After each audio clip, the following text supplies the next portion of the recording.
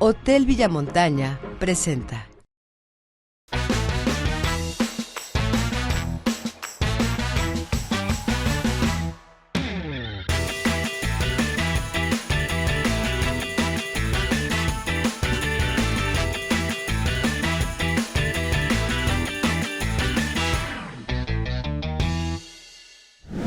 Sean bienvenidos a una nueva temporada de El Pan de la Conversación.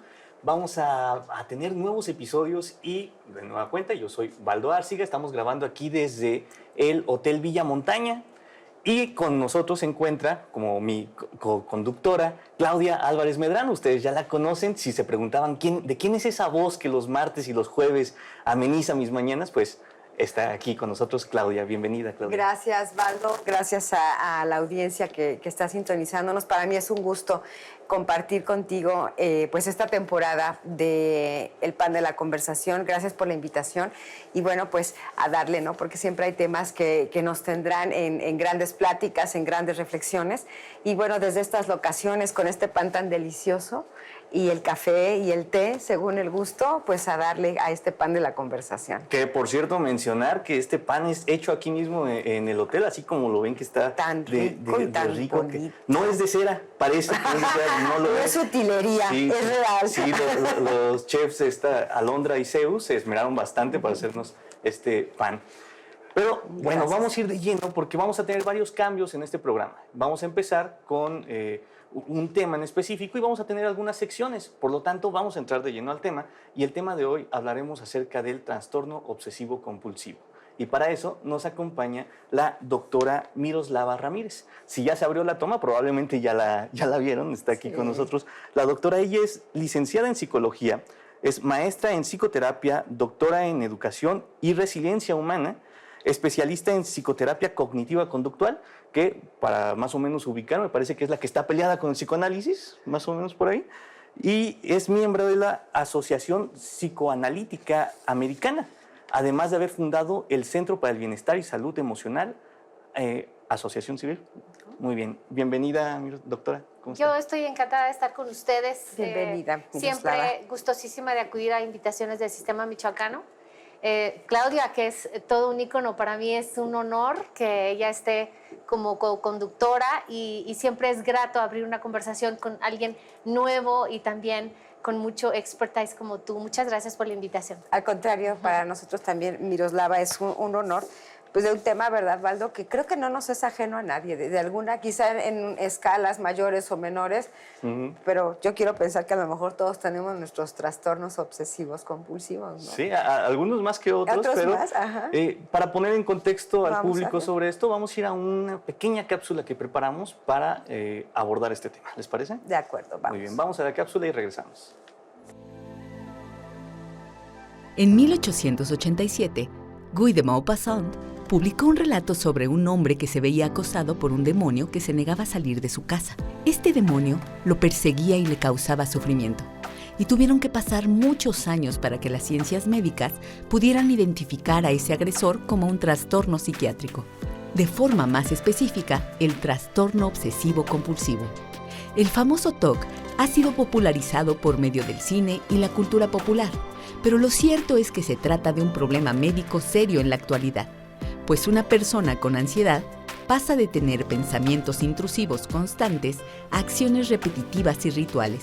Este problema genera discriminación y aislamiento para quienes lo padecen. Es por eso que hoy, en el Pan de la Conversación, hablaremos del trastorno obsesivo compulsivo, para tratar de entender qué es y, sobre todo, si es curable. Y bueno, ya que quedó más o menos sobre la mesa que el trastorno obsesivo compulsivo es un problema psicológico muy psiquiátrico incluso, ¿no? Muy presente en la población, vamos a tratar de definirlo con unas palabras un poco más, digamos, globales, ¿no? Doctora, ¿cómo podríamos definir qué es el trastorno obsesivo compulsivo? Fíjense que es un tema muy común en nuestros días que alguien se dirija a otro o que se describa a sí mismo como, ay, soy obsesivo, o yo tengo un TOC, Pero es muy diferente un trastorno obsesivo compulsivo a un pensamiento obsesivo. De lo que hablabas tú era un pensamiento, no un trastorno. Para que pueda definirse como trastorno debe tener al menos 6 de los 6 elementos que marca el diagnóstico de síndrome estadístico mental, que es el libro o nuestra Biblia de la psicología clínica. Pero cuando tenemos un pensamiento obsesivo, es un pensamiento recurrente que generalmente puede llegar a ser molesto por lo incesante que puede ser en torno a una idea o a varias ideas. Sin embargo, el trastorno obsesivo compulsivo es muy diferente y sí puede generarse ya como algo más enfermizo, algo no funcional. Los pensamientos obsesivos, como tú decías, Clau, los podemos tener todos, los trastornos no. No todos tenemos trastornos, de hecho nuestra población mexicana solo tiene un 6 a 7% de pacientes con esta tipología. En otros países como España, como Francia, como Inglaterra o como en los Países Bajos, esto es con mucho más incidencia debido a otros factores, incluso sociales, nutrimentales, pero también climáticos, ¿no tiene que ver un poco? Exacto. Y hasta la cultura popular, ¿no? Porque había visto que después de esta película de Bill Murray, de Los Pasos de Bob en Estados Unidos, los casos de TOC diagnosticados se incrementaron mucho, ¿no? Entonces, puede ser que se les despierte por ahí una especie de pensamientos obsesivos y que se estén ocultando hasta que esto vaya creciendo y vaya creciendo. En efecto, hay ciertas tendencias que van marcando de repente el discurso en las personas y los comportamientos. Hoy, por nuestros medios de comunicación, la gente tendemos a ponerle nombre a las cosas, porque esto suena trendy, esto suena fashion, esto suena así como interesante. Y además porque tenemos la información, ¿por qué no usarla? Sin embargo, es importante que seamos cuidadosos en el uso, ¿sí?, de los términos, porque de repente podríamos estar aseverando que tenemos una enfermedad mental que no tenemos. Cuando una mente deambula, una mente puede ser peligrosa para sí mismo. ¿Qué es que la mente deambule? Pasar de un pensamiento a otro, de una idea a otra, y tener a la vez la incapacidad para mantenernos en el presente. El problema con las personas que tienen un trastorno obsesivo compulsivo o que tienen pensamientos compulsivos tiene una cuestión en común. Las personas puede que en nuestros días no logren estar en el presente, porque al no estar en el presente pueden evadirse de las cosas que les angustian o que les preocupan y para las cuales no encuentran solución o no buscan soluciones, porque hay mentes que tienen un problema para cada solución o mentes que tienen una tendencia a escalar un conflicto o mentes que tienen tendencia a evadir la solución y su cerebro cree que al preocuparse ya está haciendo algo. Y esto es uno de los disparadores o triggers, como decimos, para desarrollar un pensamiento obsesivo o generar algo más complejo como un trastorno obsesivo compulsivo. Es decir, entonces, para entender qué es un trastorno, es cuando ya está clínicamente comprobado. Ajá, digamos. Que es un pensamiento incesante o en bucle, ¿sí? Que da vueltas y vueltas y vueltas, que a veces me provoca la incapacidad para trabajar, la incapacidad para dormir, la incapacidad para tomar decisiones, porque algo que está muy presente como el factor clínico del trastorno obsesivo compulsivo es la ansiedad. Siempre precede a un pensamiento obsesivo o a un trastorno compulsivo, porque entendamos que una cosa es la conducta compulsiva, la acción de repetir, por ejemplo, vuelvo a poner este plato ahí y más tarde vuelvo a arreglar el plato ahí. Y insisto en repetir la misma acción derivada de una sensación de que no he terminado algo o que no he hecho algo. Entonces, cuando esto se vuelve repetitivo, incesante y me impide llegar a mi trabajo porque regresé 7 veces a ver si había cerrado la puerta con llave, estamos hablando ya de algo que no es solo un pensamiento obsesivo, sino una conducta compulsiva. La conducta compulsiva tiene la intención de llevar a la persona o al paciente si tiene el trastorno o persona si solo es un pensamiento. Pero si tiene TOC no es tan paciente a veces, ¿no? Exacto, puede ser impaciente o puede ser muy molesto incluso para las otras personas, ¿no? personas que parten de un tic a convertirse en alguien compulsivo que puede estar pensando, oye, ¿seré homosexual? Oye, ¿no seré homosexual? Y ese pensamiento lo rumea. O personas, por ejemplo, que están en el acto sexual y tienen ganas de estrangular a su pareja. Y nunca lo dicen secretamente para sí mismo, pero viven internamente un desquicio total. Sí. Porque de repente no necesariamente tienen que ser como pensamientos negativos, ¿no? Solo pensamientos recurrentes. Por ejemplo, ese que dice, había escuchado muchas personas que de repente van caminando por la calle y ven a un hombre o una mujer muy guapos y dicen, ¿será que soy gay? Y entonces empieza esa idea de ¿será? ¿Podría ser? O incluso en casos más extremos, por ejemplo, que ven a un niño y empiezan a pensar en que a lo mejor son posibles pedófilos, ¿no? Exacto. Aunque no han hecho nada, no les gustan los niños, no se atreverían a hacer algo así, pero de todas formas está ahí el pensamiento que como tratando de llegar como si fuera una pelota de tenis que les llega a la cabeza, ¿no? Sí, generalmente no son pensamientos cómodos, generalmente son pesimistas, caóticos o perversos. Ajá, es decir, que están torcidos de la realidad, que no tienen que ver con algo real. Ay, ahí es donde ya se puede identificar. Ahora que hablas de la ansiedad, de todas estas rutinas, entre comillas, que se pueden seguir para identificar un TOC, piensa en las personas autistas. Las personas autistas, su condición, ¿tiene que ver también con un TOC o está deslindado por la cuestión de repetir o de que no les gusta que las toquen, de que generan su mundo, de que son una pera dentro de muchas manzanas, como hemos visto ejemplos? ¿Tiene que ver algo el TOC con el autismo o son Tiene aislados? algunos rasgos que pudieran emergir de esto, pero entendamos que los espectros autistas son múltiples y no tienen una tipología específica. Cada paciente autista, incluso lo podemos ver en la literatura, no es autista porque tenga todas las características de un autista, no. Puede tener algunos rasgos de ansiedad, que esto sí es prevaleciente en todos los espectros autistas o formas de autismo, pero no es una situación que tenga un TOC preciso, no. Por ejemplo, alguien que puede tener un sesgo autista y que no sea realmente autista, sino que solo tenga un rasgo, puede sentir ansiedad de estar entre mucha gente porque siente que lo van a matar, ¿sí? Ah, ya.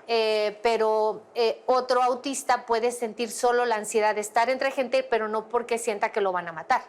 Sí, entonces es muy complejo, pero limitándonos específicamente a lo que es el trastorno obsesivo compulsivo o los pensamientos obsesivos, que son mucho más comunes que el trastorno. Y ustedes lo comentaban fuera de cámaras. En efecto, todos podemos tener ciertos comportamientos derivados de cosas que no hemos terminado y que nos generan la compulsión a la repetición. A ver, no he terminado de hacer mi tesis y entonces mi mente, en vez de abocarse a terminar mi último capítulo o a agendar la cita con mi asesor, lo que hago es desviar mi pensamiento, canalizarlo hacia otra zona y ahí empieza mis pensamientos obsesivos o en bucle. Me persigue la idea porque el cerebro es una máquina potente y tan mágica que no te va a dejar en paz hasta que no concretes lo que tú le dijiste que tenías que concretar. Pero la gente en muchas ocasiones puede sentir la tendencia a negar lo que tiene que hacer para sentir que hace no haciendo. Es el famoso non-doing, ¿no? Ah, ya. No estoy haciendo nada, pero mi mente distraída cree que sí. Que sí. Es algo así como... Qué bueno. Hace poco fui a ver la película de Intensamente 2, ya ven que Sí, tenemos que sí, estar al día con esas películas. Millennials nos enseña, Disney nos enseña educación emocional, ¿no? Pero llega una parte, para cuando salga este programa yo creo que ya mucha gente ya la vio, entonces voy a soltar spoilers. Yo no la he visto, pero sí, suéltalo. mira. ¿Tú ya la viste? Ya. Ah, bueno, venga, no Sí, importa. gana alegría, como siempre, ¿no? Ok, O sea, sí. pero Las historias, plantea la entonces. idea de ¿y qué pasaría si hubiera ganado ansiedad? Si esta ansiedad que se da como en un régimen en el que empieza a dar proyecciones de qué podría pasar, entonces, ¿qué pasaría si ganara ella? Me da un poco la idea de que si hubiera pasado que ganara ansiedad, estos pensamientos recurrentes llevarían a un TOC para rating, ¿no?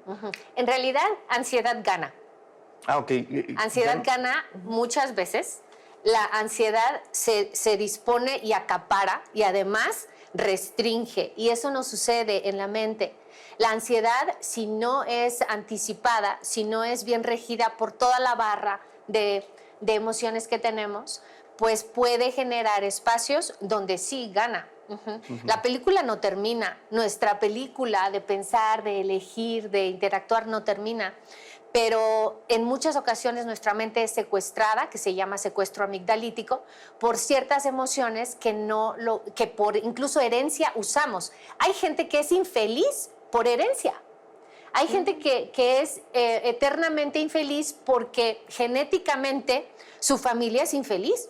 Y entonces ellos viven a través del problema. Y cuando tú entras a una familia donde su eje central es tener problemas y tú llegas como con la alegría, ya saben, como la de la película, como que dicen, algo le pasa. Esta tiene algo, esta es rara. Sí. Y entonces definitivamente que en muchos momentos de la película viene, por ejemplo, la nostalgia, que ella trata de salir y regresar. Entendamos que la nostalgia es la alegría del pasado, ¿no? Sí. Entonces todos tenemos algo de nostálgicos porque siempre la mente regresa al lugar donde le gustó vivir, ¿no? O donde cree que así fue, ¿no? Ajá. Y qué bueno que creamos que fue bonito, ¿no? Pero la nostalgia quiere tomar lugar y las emociones le dicen, espérate, no es tu momento, estamos en el presente, ¿no? Si aprendemos a vivir en el presente, si aprendemos a aquietar la mente, estaremos en disposición de que la guerra o el protagonismo interna, digamos, no lo gane precisamente la ansiedad, sino que sea como este pan precioso, una variedad que se complementa una con otra. Sí. Vamos a dar como reflexión que hay que darles terrenos a nuestros hijos y no ansiedades, ¿no? Porque vamos a tener que ir a un corte. Qué interesante, bueno. Vamos a un corte y ahorita regresamos para seguir hablando de este tema. Qué rápido se va el tiempo aquí. Ya, ¿no? fíjate nada más. Volvemos entonces aquí al pan de la conversación.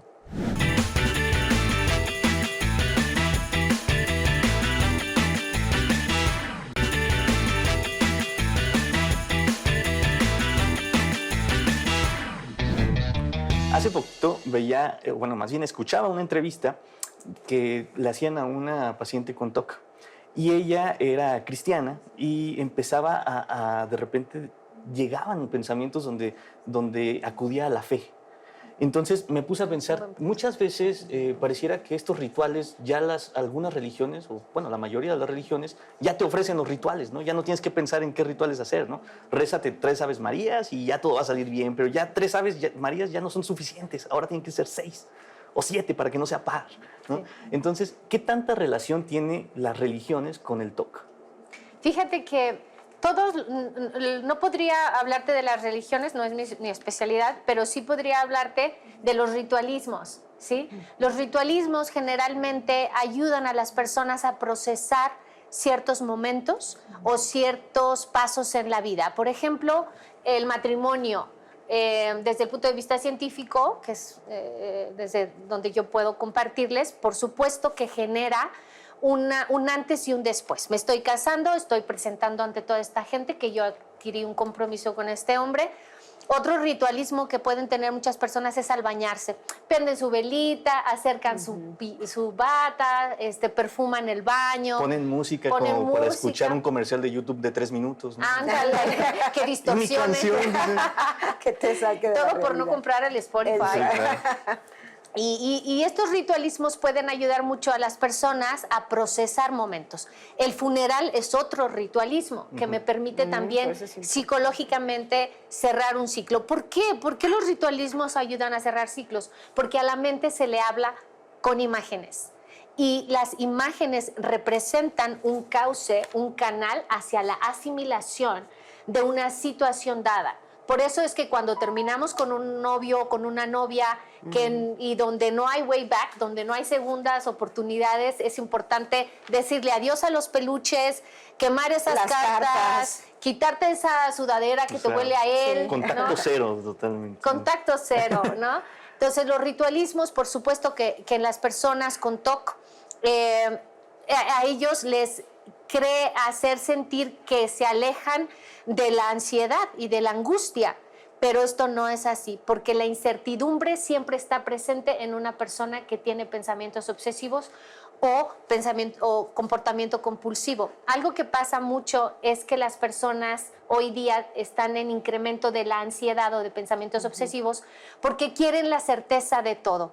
La inmediatez de nuestros días nos hace pensar que tenemos el control y entonces lo que buscamos es el control.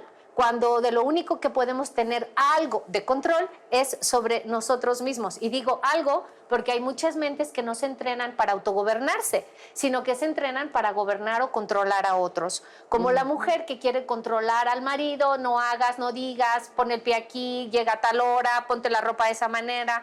Pero en el pensamiento obsesivo, la necesidad de estar anticipado, como la ansiedad en la película de Intensamente 2, puede generar, sí, comportamientos que te alejen de la realidad, que te quiten la calma y que te hagan disfuncional.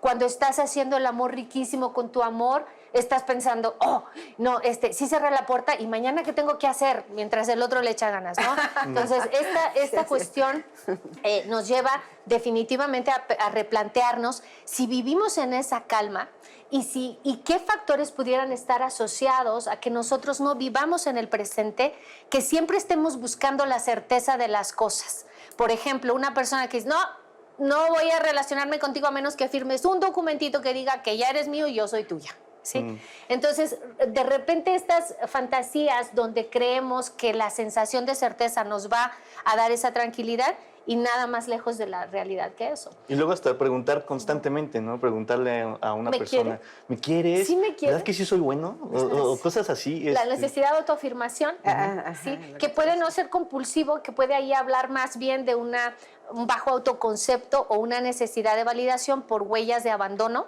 o cicatrices psicológicas de la infancia. Que bueno, en esto de la psicología hay muy, muy claros parámetros, pero se pueden confundir unas cosas con las otras. Estaba pensando, ahora que mencionabas acerca del control que queremos tener, pienso en esta etapa reciente que tuvimos la pandemia. ¿Cuánta desesperación, desolación, incertidumbre pudo haber? Quizá porque nos dimos cuenta que perdimos el control y que todo lo que hiciéramos ya no dependía directamente de nosotros, sino de lo que nos iban marcando que teníamos que hacer para sobrevivir.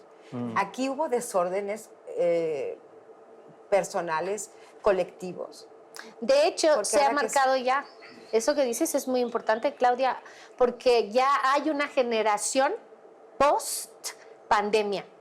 Un tipo de pensamiento que se anguló y se aterrizó, que bueno, quienes estamos estudiando las neurociencias, estamos comprobando que los niños que nacieron durante la pandemia tienen una tipología de comportamiento diferente, no adversa, mucho más abiertos al cambio, mucho más desprendidos de esa tendencia de querer tenerlo todo claro y todo. De por sí, los millennials ya no se ajustan tanto, ¿no? A los patrones establecidos. La pandemia nos enseñó que no tener el control es posible y que es necesario desarrollar habilidades blandas, no nada más técnicas, para poder coexistir en un mundo. Yo pude haber tenido dinero, comida y un techo, pero el verme aislado y el sentirme alejado emocionalmente de las personas que amaba o de las actividades que llevaba a cabo, pudo haber generado una desolación, como tú bien le llamas. Sí. Perdón, es que estaba pensando en si dejé prendida la estufa. Bueno, sí hay algo que quisiera preguntar sobre este tema, porque justo en esa entrevista también hablaban de cómo este TOC no se ve sino hasta que ya es demasiado tarde, ya cuando es muy fuerte, porque pareciera que el TOC se esconde, ¿no? Hacemos rituales y empezamos, no sé, que nos arrodillamos y que nos tocamos los codos y que hacemos nuestros rituales que nos enseñaron en la iglesia, pero que nadie nos vea. Y ya cuando nos ven es porque ya son tan evidentes los rituales. Entonces, puede ser que en una familia haya todo un colectivo de gente que tengan toques entre ellos, el papá, los hijos, y no sabían que lo tenían. Hay que diferenciar un ritualismo de un manerismo y también hay que diferenciarlo de una manía. Okay. Ah, ya. Sí, de repente podríamos pensar que yo admiro, me gusta mucho el tenis, juego tenis y admiro a algunos jugadores de tenis. Hay uno de ellos que me encanta, que siempre tiene como esta tendencia a arreglarse la banda y agarrarse el codo, arreglarse la banda, arreglarse el codo. Definitivamente es uno de los mejores tenistas y con esos ritualismos podemos entender que él disminuye su ansiedad y se enfoca. Si los ritualismos nos llevan al enfoque y al sitio, a regresar a tu sitio, no es disfuncional. Puede convertirse en una característica tuya y no ser patológico. Pero no es acaso como estar alimentando una bestia que cada vez quiere más y más y más y más. Sí, no en todos los casos, pero en muchos casos tienes razón. Podría ser el inicio de un desbordamiento psíquico mayor, pero esto nos lo va marcando desde la infancia un hogar disfuncional. Hay un momento oportuno en el que, bueno, también para decirle a la gente que a lo mejor está sintiendo ansiedad o que siente un ataque así como de respiración y que ya fue al doctor y resultó que no tenía nada, nada pues fisiológico, digámosle. ¿Hay alguna forma donde, digamos, hay que parar en este momento porque si no puede desencadenarse algo peor? Sí, esa es una buena pregunta. ¿Cuándo sé que mi comportamiento compulsivo está desbordándose y ya no es un pensamiento obsesivo ocasional? Cuando esta tendencia por comprar te ha llevado ya a dejar a tus tarjetas de crédito hasta el tope. Cuando estás viendo que llega Amazon cada media hora a la casa, ¿no? Sí. Cuando estamos observando que ya no logras disfrutar de lo que antes disfrutabas, porque cuando estás aquí quieres estar allá y ya que estás allá quieres estar en otro lugar. Cuando esta sensación de bienestar y conexión, esta es una palabra importantísima para responder a tu pregunta, cuando siento que ya no conecto como solía hacerlo, cuando ya no disfruto lo que solía disfrutar, cuando las personas van sintiendo alejamiento o ellas generando alejamiento, cuando ha cambiado mi sistema de creencias, donde antes yo no era capaz de pasarme un alto y ahora por mi flow me salto la fila del banco y quiero pasar primero y no sé, mi comportamiento se vuelve antisocial, no duermo bien, he bajado de peso o he subido mucho de peso, estoy perdiendo cabello, me vuelvo más aislado porque siento que me doy cuenta de mi problema y me da pena. He tenido, por ejemplo, despidos de mi trabajo o bajo rendimiento escolar si es un joven, ¿no? Todos estos elementos podrían decirnos que urge que se evalúe. Esta clase de trastornos los tenemos que revisar en conjunto con un psicoterapeuta, no psicólogo. Un psicólogo estudia óptimamente 5 años. Ahora hay psicólogos de 3 años, pero bueno, se estudia últimamente unos 5 años más la especialidad.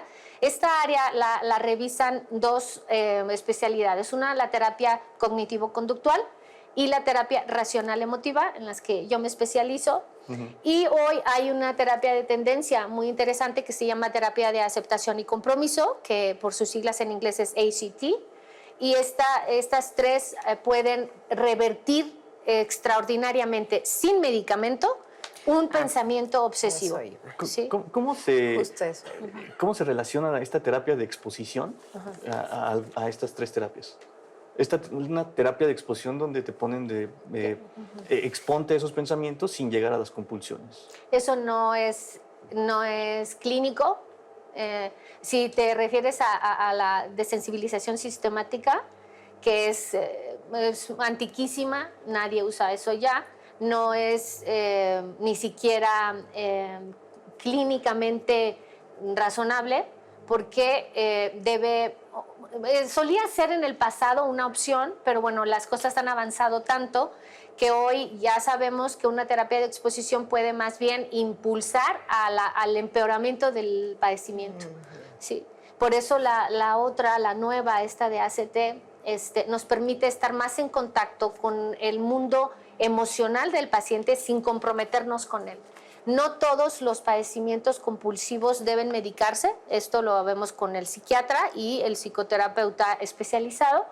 El psiquiatra tiene la función de medicar el comportamiento para que pueda entrar la terapia. Okay.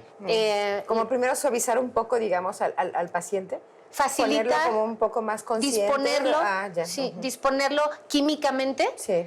En algunos casos es preciso que vean al psiquiatra porque el problema ha avanzado tanto que ya su comportamiento no cede a las técnicas terapéuticas sin el medicamento. Pero a veces se confunde, el psiquiatra medica, el psicoterapeuta no puede medicar, porque aunque llevamos mucha escuela en esta área, no podemos medicar la tristeza, no podemos medicar la angustia, no se medica una historia difícil del pasado, no se medica una crianza irresponsable. Hay algo que preocupa un poco a muchas personas que no se animan a ir a los psicólogos, y es que se pueda crear una relación de sectaria con el psicólogo, ¿no? Que cada vez que me siento mal recurro al psicólogo, y luego que el psicólogo pueda llegar, o el psicoterapeuta, perdón, pueda llegar a meter sus ideas como vaciándolas en un recipiente vacío que es el paciente.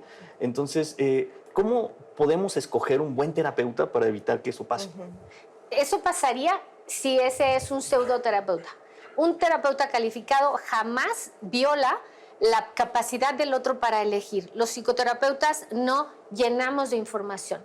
Los psicoterapeutas facilitamos la exploración, revisamos todos los elementos que constituyen una personalidad sana o insana, presentamos el problema ya desmenuzado, ya tejidito, y lo exhortamos con ciertas estrategias a llevar a cabo el cambio de conducta. Y tu pregunta fue, ¿cómo sé elegir un buen terapeuta? Primero, un terapeuta no necesita generar la dependencia de sus pacientes, porque esto empeoraría el problema, ¿sí? Un buen terapeuta primero se supervisa a sí mismo, se credencializa, y eso es muy importante que esté enfrente, no por ego, sino porque ¿quién te atendió? No, pues ese es su nombre, Pablo, pero ¿en qué se especializa? No sé, pero él es ingeniero. Ya. Okay. Pero aprendí una técnica que me sirvió. Entonces, no está mal, pero sí es muy importante que revisen sus credenciales, que esté certificado, que a lo mejor no es una persona perfecta, pero yo no iría a un nutriólogo que es obeso. Claro. Okay. ¿Sí? Yo no iría con un terapeuta que se pasea en un bar con sus pacientes. ¿Sí? Ajá. O sea, es importante que revisemos que la persona con la que vayamos goce al menos de cierta coherencia, que nos inspire al cambio y que nos respete, que respete nuestros ritmos para abordar la situación, que tenga línea en la técnica, porque esto es muy importante, y que además sea capaz de sentir que el otro ser humano no es una máquina. No le voy a poner información, sino que voy a facilitar su propio entendimiento. Es decir, escanear al paciente de acuerdo, ver qué es lo que tiene, y en función de eso, de su historia, su experiencia, sus sentimientos, etcétera, decir, el paciente necesita salir de esta etapa así. ¿Y si se puede curar, Miroslava, un TOC? Sí, por supuesto que un trastorno obsesivo compulsivo tiene reversibilidad. Se domina. Me refiero a que puede mitigarse el grupo de síntomas que acompañan a un TOC. Y definitivamente el pensamiento obsesivo es curable. ¿Los pensamientos se pueden curar? O sea, no las compulsiones, ¿también los pensamientos? De hecho, las compulsiones son un tratamiento, ¿sí? Y que no siempre va acompañado de un trastorno. Yo puedo tener cierta compulsión transitoria porque me intoxiqué con el alcohol o con nicotina. Pero por supuesto que tienen, ni siquiera podríamos hablar de cura porque no es enfermedad, pero se pueden mitigar. Ok, bueno, ya nos queda muy poco tiempo. Te agradecemos mucho, doctora, por estar aquí con nosotros. Pero antes, ¿dónde te puede contactar la gente si es que tiene algún paciente o conoce a alguien que tenga TOC y quiera recomendarle ir a terapia? Uno mismo. Uno mismo que diga, todo lo que puede uno reconocer ahorita. Sí, si entró en la checklist de lo que vimos. Ándale. Si ibas palomeando lo que iba diciendo Miroslava, a ver. ¿Dónde Pueden localizarme en todas las redes sociales. Yo estoy en Instagram, en Facebook, en Twitter, en TikTok, en todas las redes sociales como doctora Miroslava Ramírez, psicóloga. Muy Muy bien. bien, pues muchas gracias, Gracias, por estar aquí. Miroslava. Nosotros vamos a un corte y regresamos con una nueva sección. Gracias.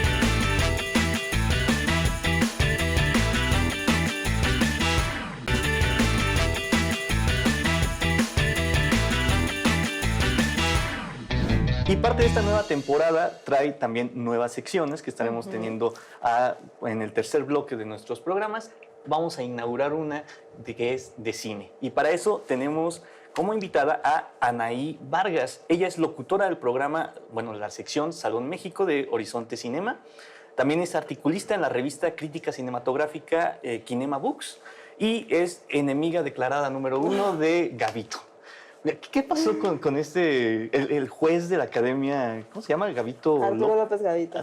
¿Qué pasó Ah, de con- ese Gavito. Sí, porque Ya, ya. recientemente hubo como una noticia una entrevista donde dijo que el cine mexicano era muy malo, ¿no? ¿Y qué sí. pasó ahí? Porque le contestaste muy No sé. álcidamente. Bueno, él estuvo de invitado en un programa con Gaby Mesa, la crítica de cine también, y soltó un montón de comentarios que incluso yo me atrevo a decir que borran el nombre de él, ¿no? Porque es un concepto que se esparce por muchos lados. Lo has escuchado a lo mejor en tu amigo o en tu amiga o en alguien. Claro. Que el cine mexicano es pura comedia romántica, que es solamente comedia, que se hacen malas películas, que no hay buenos actores, que no hay buenos directores, cuando Lila Avilés acaba de estar en la conversación del Oscar por Totem. Entonces, pues nada, fue como, en mi caso hubo una respuesta por medio del radio, por medio de un artículo que se publicó en... Y la que se revista hizo muy, Promocional. muy famoso este artículo, ¿no? Sí. Vayan a buscarlo. ¿Cómo se llama eso? Se llama Réplica a Arturo López Gavito, que en ¿Y en dónde realidad la podemos leer? está en la revista Kinema Books. Ahí en línea lo Ajá, podemos en encontrar. línea. Luego cuando le preguntaron qué películas había visto, ya se iba a cosas así de los 90, ¿no? Sexo, pudor y lágrimas y Amores perros. La y dijo- pareja ideal, ¿no? Es- ¿Cómo Ya se se llama fue esa? con la finta que creo que... Escuela de policía. Sí, la risa en vacaciones, ¿no? Y se fue con la finta que muchos mexicanos nos fuimos también con la idea de que Señora Influencer era una comedia, ¿no? O sea, Exacto. cuando dijo eso yo sí. dije, me queda claro que no la vio, porque pues sí, no, Que no no tiene sabe de nada qué que ver está con hablando, comedia ¿no? esa película. Exacto, ese es el Pero se vuelve principal como un debate. cliché, ¿no? El Exacto. desdeño por el cine mexicano. Como que es lo Anaí. cool. Exactamente, exactamente. Y justamente esa era mi respuesta. No era tanto hacia él, sino hacia el concepto y hacia Que la se propagación de ese concepto. De, oigan, ¿no? O sea, el decir que no se hace buen cine mexicano y después declarar que la última película que viste es Amores Perros y que dijiste ya no quiero ver cine mexicano, entonces, bueno, se respeta que no lo quieras ver, pero entonces no le robes la Pero oportunidad. tampoco le tires así. Exactamente, porque aparte es una persona que tiene un micrófono y un micrófono amplio. Entonces creo que tiene que prevalecer la responsabilidad comunicativa y dejarle saber a la gente también que existen películas como Sueño en otro idioma, como Totem, como incluso si te quieres dar una oportunidad más comercial, la misma Señora Influencer, que como propuesta incluso es interesante de ver. O esta última que Ya yo no vi, la de estoy Mal aquí. Actor, ¿no? Un actor malo, que Eso. sí, exactamente, que no tiene nada que ver con el chiste barato que muchos dicen. Entonces, también llegarle a esa gente, llegar a la gente y decirle, oye, también están estas otras películas, no nada más es comedia. Lo que pasa es que desde su perspectiva informativa es lo que ve, ¿no? Desde su experiencia con el cine, porque tampoco se va a investigar quizá más allá, ¿no? Lo que dices de Lila Avilés y de otras directoras mexicanas que Claro. están poniendo, pues sí, en alto, ¿no? El nombre de este país, que cada vez son más recurrentes en festivales importantes. Pero aparte de todo esto, lo que es muy lamentable es también a veces la comodidad del espectador de irse con esa finta, ¿no? Y de tampoco investigar por su cuenta. Exactamente, sí, porque digo, no se trata de echarle la culpa a la gente, ¿no? Porque también las distribuidoras tienen mucho que ver, porque claro que hay ciertas películas que sí dejan Son mucho intereses dinero económicos, y ¿no? pues obviamente les van a dar cierta prioridad, ¿no? Pero también, oye, hay cinetecas, hay foros alternos. Claro. También, no sé, invitar justamente a la Bibliotecas. gente, oye, revisa las carteleras alternas, porque te puedes encontrar con muy buenas propuestas, muy buenos actores. Incluso ve, no sé, a ver puestas en escena en teatro, que también tienen otra propuesta actoral muy interesante. Chécate esta directora, Isa López, que está dirigiendo ahorita a Jodie Foster en True Detective. Y que es, digamos, como hija pródiga de Guillermo del Toro, ¿no? Entonces, ahí están esos talentos. Digamos que ahorita Guillermo del Toro. los directores mexicanos se sienten como Yolette de la Academia en su momento, ¿no? Pero bueno, Pero me encanta. hoy vamos a hablar de el toque, es el tema del día, y nos parece que nos traes una película, ¿no? Una reseña de una película. Así es, se trata del Aviador, película del 2004, ya tiene sus 20 años ya cumple este año. dirigida por Martin Scorsese, narra la historia de Howard Hughes, un multimillonario, heredero de una fortuna, que era tan excéntrico como genial. Y cuando digo genial sí me refiero directamente derivado de la palabra genio. Era un tipo inteligentísimo, brillante, que fue ingeniero autodidacta. Entonces también su afición por los aviones lo llevó a revolucionar la línea aérea y además a incursionar en el mundo del cine como productor y director de cine audiovisual, pero también es un reconocido caso del trastorno obsesivo compulsivo y también, como comentaban ahorita hace un momento, en él se puede ver incluso los daños físicos en esta película que se causaba por esos pensamientos obsesivos llevados a la compulsión, sobre todo en la cuestión de la misofobia aprendida por su madre. ¿Qué es la misofobia? La misofobia es un miedo o una aversión irracional hacia los gérmenes, hacia la suciedad, hacia lo que se puede considerar como contaminación. Yo recuerdo haber tenido La el primer primera acercamiento. escena de esa película es ahí. Ajá. Sí, haber tenido ese acercamiento justo por lo de este miedo a las bacterias, pero con un episodio de Los Simpson, que el señor Burns se vuelve así como muy obsesivo y se pone a hacer avioncitos, ¿no? ¿Era Howard Hughes el que estaban parodiando entonces? La verdad no conozco ese episodio, pero seguramente, o sea, si están tratando el tema de la misofobia y es con aviones, pues ahí está la referencia muy clara a él, seguramente sí. Sí, y también había visto que Leonardo DiCaprio es un paciente TOC y que a partir de esa película como que se le disparó, ¿no? Mira, la verdad no estoy muy enterada de Leonardo DiCaprio, pero para mí es el mejor trabajo actoral de Leonardo DiCaprio y eso es decir bastante, yo creo, ¿no? O sea, el trabajo de Leonardo ahí está y se conoce. Le debieron de haber dado el Oscar por esa. Pero sí, yo también Pero estoy de ya acuerdo ves con eso. cuántos dejaron pasar y pasar hasta que por el Renacido se lo dieron, Sí, ¿no? como Pero- 10 años más Sí, o menos exactamente, después. porque Sí. ni por La Isla Siniestra, que me parece también hace un papel maravilloso, ni, bueno, no sé qué otras se me cruzan ahí, El Origen creo también. El Origen. Y bueno, como Once Upon a Time in Hollywood sí estuvo nominado, pero pues ahí no Lo que pasa es que ganó. iba muy bien, pero hizo La Playa y pues se regresó, empezó de cero, ¿no? Pero después de Titanic Sí, hizo te la quito playa puntos, y dicen. No, es se que, reseteó. sí, totalmente. Sí. Pero bueno, decías esto del trastorno obsesivo compulsivo y revisar esta personalidad de Howard Hughes es verdaderamente, híjole, o sea, sí te paraliza un poco, ¿no? Ver, Sí. desde luego comprendo esta parte y estoy de acuerdo con tu genialidad, que es lo que debiera ver el mundo, ¿no? De Howard Hughes, más que todos esos trastornos, ¿no?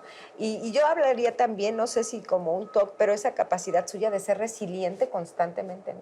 Cómo se recuperó a los accidentes aéreos, cómo se recuperó, o sea, tomaba pastillas en exceso, perdía fortuna y volvía a recuperarla, ¿no? O sea, es decir, todo lo que aportó llegó a ser el hombre más rico de Estados Unidos en su momento. Pero pareciera que entonces todavía hay como estigmas ante ciertos trastornos que socialmente hablando nunca vamos a entender, ¿no? Claro. Siempre vamos a segregar Claro, y en ese entonces o autosegregarse. estábamos hablando de los 20, de los 30, y es algo que todavía prevalece. O sea, sí se ha puesto sobre la mesa ya mucho más el tema de la salud mental, de los trastornos mentales, Sí. para verlos sin este estigma o sin esta condena, ¿no? De está loco o de locura. Creo que sí ya se ha puesto sobre la mesa y se puede llegar a ver con más y a tratar con más normalidad. Sin embargo, sí sigue habiendo mucho estigma sobre eso. En ese entonces, pues ni qué decir, ¿no? No, claro. Pero creo que, regresando un poquito al tema de Leonardo, creo que lo lleva muy bien. Creo que, además de que, como repito, o sea, el trabajo de Leonardo DiCaprio está ahí, ¿no? Se conoce, se sabe quién es Leonardo DiCaprio, pero creo que lo lleva o lo mantiene siempre en un tono que no se ve exagerado, no se ve como esta persona que está maniática todo el tiempo. Creo que con la mirada maneja muy bien y como espectador te deja saber, te deja ver que está incómodo, que no se siente bien. Casi como cómico, como llegó a pasar en la película Los Pasos de Bob, ¿no? O en esta película de Jack Nicholson, no recuerdo cómo se llama, pero que también tiene TOC, que es un escritor de novelas románticas, pero se van como por el lado cómico, ¿no? Por lo fácil, sí, ya ¿no? sé Que cuál es, dices. ahí toco 3 veces y ya soy TOC, ¿no? Ándale, ajá. Y acá más bien Leonardo como que se ve que está sufriendo, ¿no? Se le ve el sufrimiento, claro, y esas sí, es escenas muy del bueno. baño, cuando se tiene que ir a lavar las manos, sí, no, como espectador creo que te contagian Sí, la ansiedad, ajá. te ponen, te dan angustia, porque se puede ver cómo suda, cómo se talla, Si hasta el tan grado. solo los taqueros tuvieran eso, No, ¿no? sí, de la nada creo que se llega a ver cómo se descarapela las manos, cómo empiezan a sangrar de lo fuerte que se talla. Tiene una escena en Los 8 más odiados, si no me equivoco, no me acuerdo si es en Django, donde es tan dura la escena que se corta o sea, rompe una copa Sí. y no interrumpe la escena. la continúa. Y ya después cuenta Tarantino que lo que había pasado realmente es que se metió tanto en el personaje que evidentemente se cortó, pero él aprovechó esa circunstancia para darle todavía como más dramatismo a la escena. Yo siento que no hemos valorado completamente a Leonardo DiCaprio. O sea, verdaderamente también en este papel que dices, bueno, Prince en el Gran Gatsby, que también me gustó mucho, me encantó en Once Upon a Time in Hollywood, de lo que he visto, y en La Isla Siniestra. O sea, realmente el apoderarse de un personaje como Howard Hughes, pues no es cosa fácil. Y ahora, pues de la mano de Martin Scorsese también, o sea, Claro. hace que saque lo peor y lo mejor, ¿no? De esa personalidad que tiene un trastorno. Exacto. Además, creo que va un poquito relacionado a lo que me comentabas ahorita. Leonardo es conocidamente un actor de método. Entonces, él si tiene que, como en El Renacido, que si se tiene que comer un pescado Sí, crudo, lo lo va a va a comer. hacer porque él... ¿Ah, sí ese- estaba crudo? Pensé que... no era de plástico. Esa es la manera, la No era técnica que ceviche. tiene él para entrar en personaje, para hacerlo de verdad y sentirlo. Entonces, sí, seguramente con El Aviador experimentó algunas cosas o llevó a cabo algunos rituales, como lo mencionaban ahorita, para entenderlo y proyectarlo de una mejor manera. Y aparte lo que le detonó, que tú decías. De repente pasa que en Sí. las grabaciones y en las películas hay como sus curiosidades, ¿no? Siempre pasa. En esta pasaron así cosas, o incidentes o cosas como Pues curiosas. no ha sido una película que haya resaltado por eso, por algún tipo como de datos curiosos o algo así. Además, Martin Scorsese sí es un director que lleva de una manera muy pulcra sus grabaciones. Creo que más bien aquí lo que me parece más curioso es el ensamble de actores que tiene. Tiene a Jude Law haciendo una escena de 2 minutos. Sí. Luego Kate para Blanchett. híjole, lo de Audrey Kate Hepburn. Blanchett es Katharine Hepburn. Katharine Hepburn. Y hace un juego de tenis con Leonardo que es magnífico.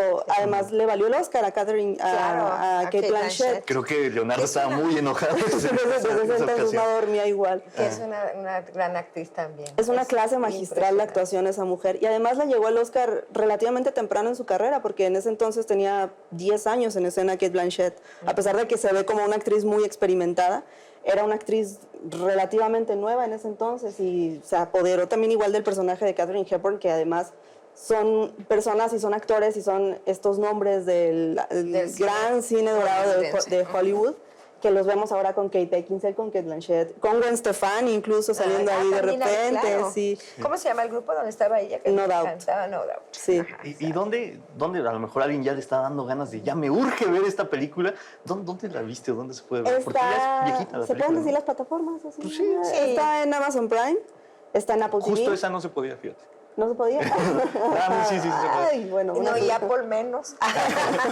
En Amazon Prime. En Amazon Prime, está en Apple y también por ahí está en YouTube. Ajá. En YouTube, yo la vi ayer en YouTube. Ya la había visto pues en Netflix y la reví ayer y ayer en la noche, yo en la madrugada para refrescar un poco y está doblada al español, pero bueno, la pueden ver completita, sin cortes ni nada, está muy bien. Pero Y sí aparte la- es una película que se tiene que ver con tiempo, En ¿no? partes, sí, es porque dura 2 horas y pico. 2 casi horas 3 50, ajá. sí. 2 horas 47 minutos más o menos. Pero ¿crees tú que sí diseña bien lo que es este panorama de lo que es el Tokio? O sea, Fíjate que sí, y creo que también me gustaría resaltar la fotografía de Robert Richardson, que no cae como en los encuadres tan simétricos, por ejemplo, que vemos en las películas de Wes Anderson, que sí son exactos, pero sí, por ejemplo, las escenas del baño son muy claras. Son los encuadres que hace con los cubículos de Leonardo atrás, mientras él se está lavando las manos, con la cámara puesta en diferentes Sí. ángulos. O sea, sí te hace ver como los diferentes panoramas a una persona con TOC y las personas que lo ven desde diferentes ángulos, ¿no? A lo mejor hay quien dice, está loco, no sé, y hay quien lo entiende y lo empatiza con él, como Ava Gardner, que después va y lo rasura, le corta el pelo y demás. y aparte es una película que en los últimos minutos es difícil de ver, ¿no? Sí. Pero bueno, se nos acaba el tiempo. Pero entonces, véanla, hay que verla. Anaí, ¿dónde podemos seguir tus artículos? ¿Dónde los podemos encontrar? Están en la revista Kinema Books, están en revista Purgante también, donde hago algunas colaboraciones, estoy en Radio Nicolaita y por ahí ahorita estoy dándome a conocer a través del cine. Bueno, para Muy bien, que pues, síganla, me para gustó. que les guste el cine Para mexicano. a entrar partir en de la ahora. conversación cinematográfica y ampliar también el espectro, ¿no? Sí, Pero bueno, también. muchas gracias, Anaí, por venir. Gracias, Gracias, Claudia. Al Y contrario, a un nombre de- gusto, gracias a todos. Sí, a nombre de todo el equipo que hace posible el Pan de la Conversación, les agradecemos a ustedes y nos vemos en el próximo episodio.